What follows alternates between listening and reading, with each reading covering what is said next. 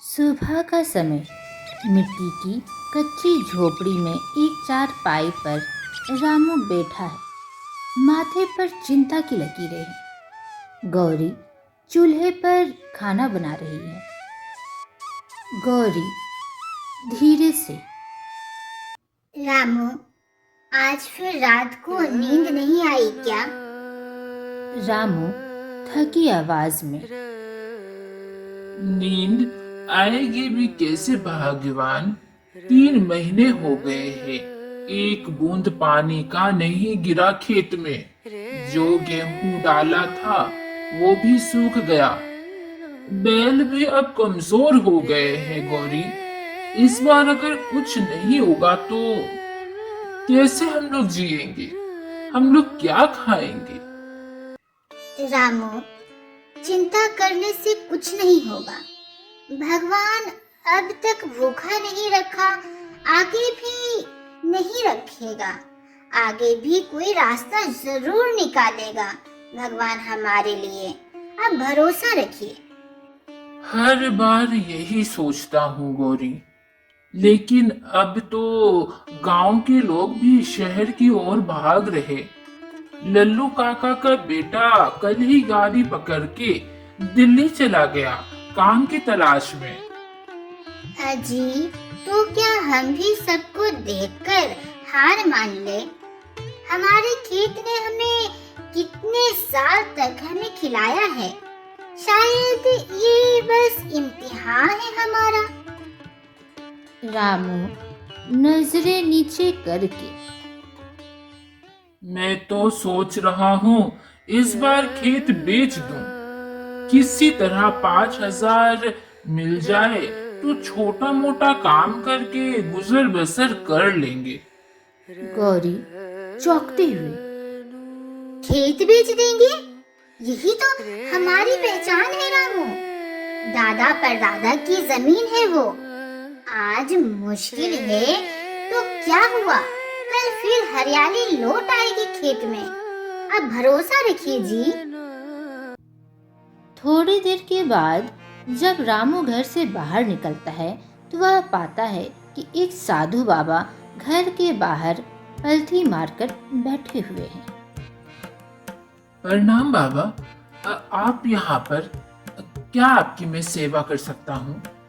साधु थकी आवाज में कहते हैं, बेटा, मैं बहुत ही थक चुका था, इसलिए मैं तुम्हारे घर के बाहर आकर छांव में बैठ गया। यहाँ पर थोड़ा सुकून मिल रहा है। बेटा, कुछ पानी मिलेगा क्या? गला बहुत ही सूखा जा रहा है। हाँ हाँ बाबा, क्यों नहीं, क्यों नहीं। गौरी मटके से पानी लाकर बाबा को देती है और कहती है, लीजिए बाबा, ठंडा पानी। साधु पानी पीकर कहते हैं, भला हो तुम्हारा बेटी। तुम दोनों में सच्चाई और करुणा है। याद रखना, जब समय कठिन हो तो अपने उसूलों को मत छोड़ना।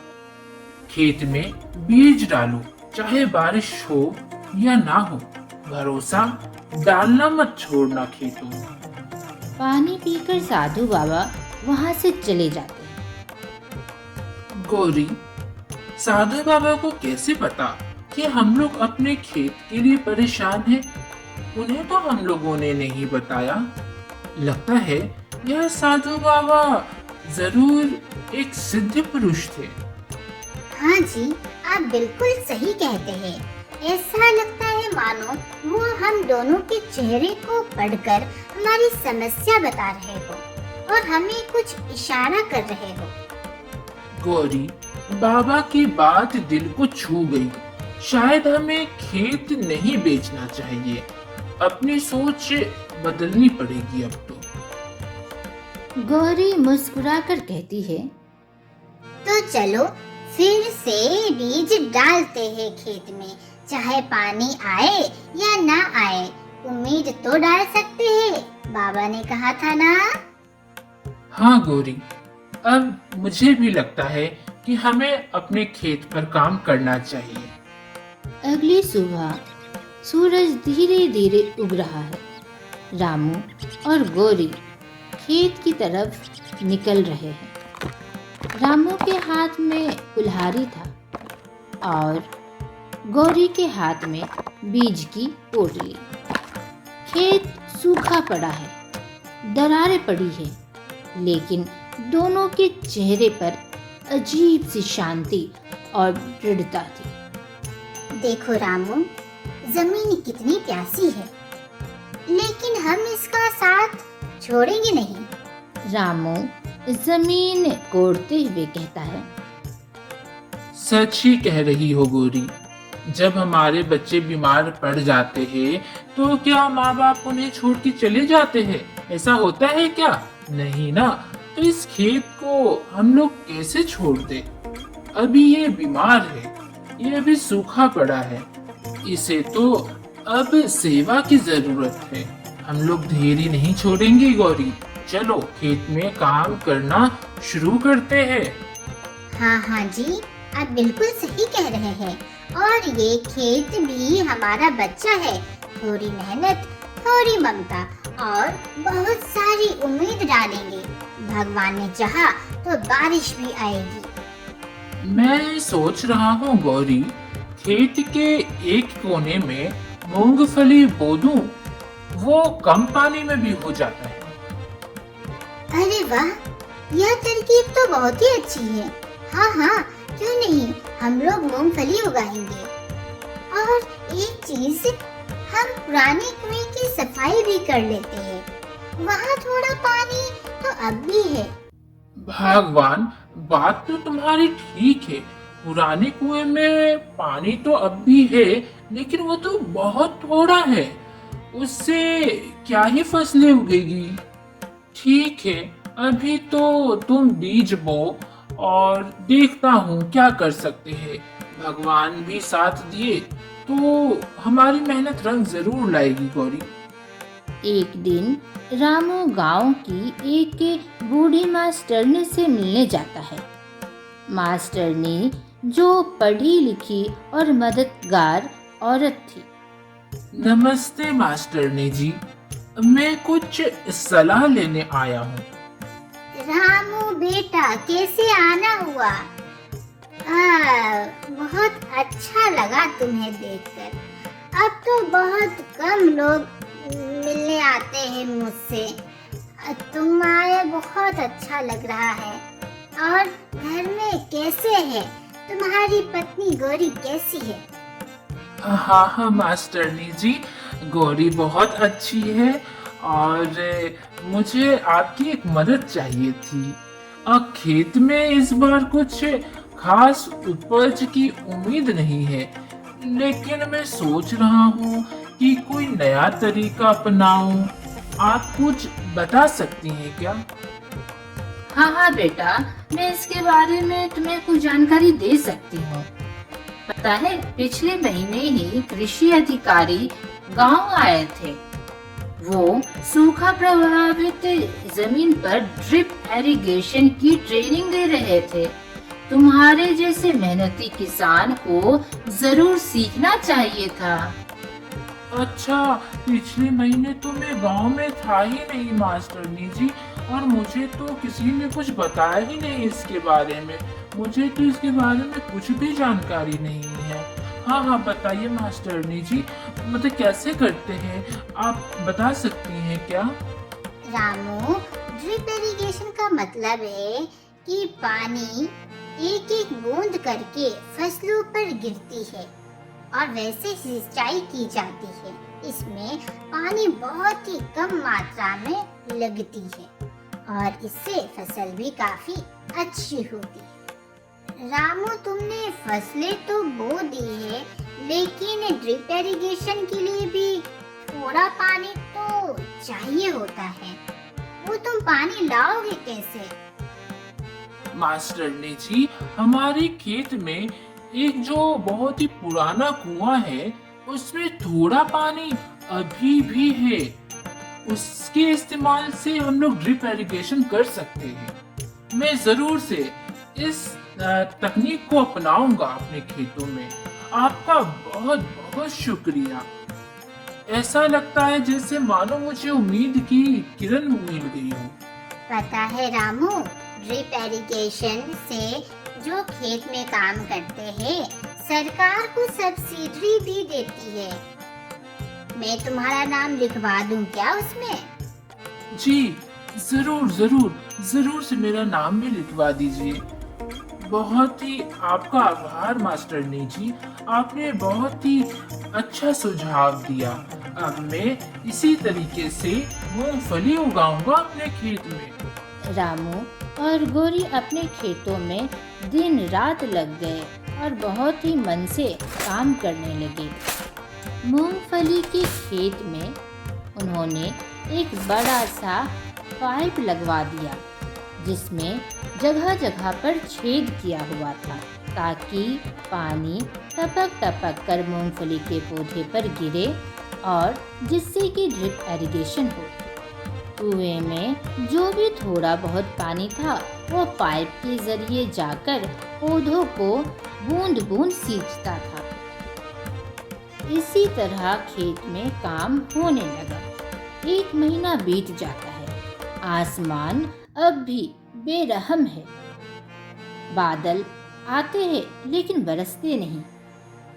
एक शाम रामू घर लौटकर घर पर बैठा हुआ था। गौरी खाना बना रही थी। रामू कहता है, गौरी, अब की बार भी बारिश नहीं हुई, क्या होगा हमारा?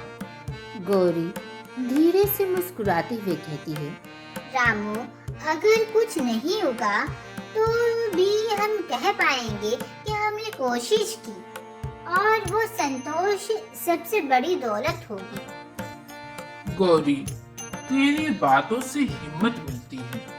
तू न होती तो मैं कब का टूट गया होता। और तुम ना होते तो किससे लड़ती हर रोज? दूसरे महीने की शुरुआत है। आसमान में हल्की सी नमी है और हवा में अलग सी खुशबू। खेत में मूंगफली की छोटी छोटी हरी पत्तियां निकल आई। रामू और गौरी खेत में खड़े हैं और अपने खेत को निहार रहे। रामू, ये देखो, अंकुर फूट आए हैं और पत्तियां निकल आई हैं। कितना सुंदर लग रहा है ना? रामू की आंखों में चमक थी। चमक के साथ कहता है, हाँ गौरी, लगता है जमीन ने हमारी पुकार सुन ली। ये छोटे छोटे अंकुर जैसे जिंदगी फिर से शुरू हो गई है। लेकिन गौरी, इसका क्या फायदा? जो भी थोड़ा बहुत पानी था उससे हम लोगों ने बीज तो बो दिए और छोटे छोटे अंकुर भी निकल आए और छोटे छोटे पौधे भी हो गए। लेकिन अब तो कुएं का पानी भी खत्म हो गया है। अब तो हम लोग खेत की सेवा कैसे कर सकते हैं? अब इस नन्हे नन्हे पौधे को पानी कहाँ से देंगे? अब तो लगता है सारा हौसला हम लोग हार गए। तभी अचानक तेज हवा चलती है। आसमान में बादल घिर आते हैं। बिजली चमकती है। रामू, देखो, बादल बादल बादल घिर आए हैं। देखो, काले काले बादल। ऊपर तो देखो रामू। पहली बूंद जमीन पर गिरती है, फिर एक के बाद एक जोरदार बारिश होने लगी। गौरी, हम जीत गए, हम जीत गए। यह पानी नहीं, हमारी मेहनत का इनाम है। हाँ रामू, प्रीति जिंदा है, हम जिंदा है और उम्मीद भी जिंदा है। गौरी, उस साधु बाबा का बहुत ही बड़ा उपकार है जिन्होंने हमें हिम्मत दिया, और उस मास्टरनी जी का भी जिन्होंने हमें ड्रिप इरिगेशन के बारे में बताया, और तुम्हारा भी, तुमने मेरा बहुत साथ दिया गौरी। तुम ना होती तो मैं ये सब नहीं कर पाता। हम दोनों की मेहनत रंग लाई। अब देखना हमारा मूंगफली का खेत कितने अच्छे से लहलहाएगा। 1 महीने के ही अंदर इतनी प्यारी प्यारी मूंगफली हमारे खेत में आएगी। अजी, अब तो भगवान ने हम लोगों की सुन ली। चलिए अब इस बारिश का आनंद उठाया जाए। इस गर्मी के कहर ने तो हमारी कमर ही तोड़ दी थी, लेकिन हम लोगों ने सब्र रखा, और सब्र का फल तो मीठा ही होता है ना। गौरी, बहुत ही अच्छा लग रहा है, बहुत ही मजा आ रहा है बारिश में भीग कर, और हमारी प्यारी प्यारी पौधे को भी भीग कर, और मेरी गौरी को भी। क्यों गौरी, आ रहा है ना मजा? हाँ जी, इस गर्मी के बाद ये बारिश की बूंदें इतनी अच्छी लग रही है कि क्या बताऊं। बहुत अच्छा लग रहा है जी, बहुत अच्छा लग रहा है। कुछ हफ्ते के बाद ही रामू के खेत में हरियाली लहलहा रही थी। मूंगफली के खेत में बहुत ही अच्छी मूंगफली तैयार हो रही थी। मूंगफली अच्छी उगने के कारण रामू और गौरी को बहुत ही मुनाफा हुआ। रामू, तुमने तो कमाल कर दिया। पूरे गांव में सबसे अच्छी फसल तुम्हारी है, और ये ड्रिप इरिगेशन सिस्टम बहुत ही असरदार निकला, और तुमने बहुत ही अच्छी तरीके से इसे अपनाया है। बाकी किसानों को भी सिखाओ बेटा। हाँ मास्टरनी जी, हम सब एक दूसरे से सीख सकते हैं। मास्टरनी जी, ये आपके बिना मुमकिन नहीं था। आपका बहुत बहुत धन्यवाद। रामू गांव की पंचायत में बैठकों में बुलाया जाता है। लोग उससे सलाह लेने लगते हैं, उसकी इज्जत बढ़ जाती है। एक दिन गांव का लल्लू काका आता है। लल्लू काका कहते हैं, रामू बेटा, तुम्हारी बातें सुनकर मेरा बेटा भी शहर से वापस आ गया है खेती करने। तूने सबको दिखा दिया कि मेहनत और भरोसे से सब मुमकिन है। काका, मैंने कुछ नहीं किया, सिर्फ हार नहीं मानी काका। अब गांव में बदलाव आने लग रहे थे। लोग पानी बचाने की योजना बना रहे थे। महिलाओं का एक समूह गौरी से जुड़ गया, जो कि सब्जी की बागवानी में जुड़ा हुआ था। रामू पंचायत में जल प्रबंधक योजना का प्रस्ताव रखा। रामू, तुमने जो रास्ता दिखाया है, अब पीछे नहीं मुड़ना। गौरी, तू हमेशा कहती थी उम्मीद मत छोड़ना, बस उसी पर चल रहा। तो देखा दोस्तों, मुश्किलें आती है पर उनसे भागते नहीं, बल्कि डटकर सामना करते हैं। सामना करने से ही समाधान निकलता है। मेहनत, भरोसा और साथ देने से सूखा खेत भी हरियाली में बदल सकता है। आज का प्रश्न, साधु बाबा घर आकर रामू और गौरी से क्या मांगे थे?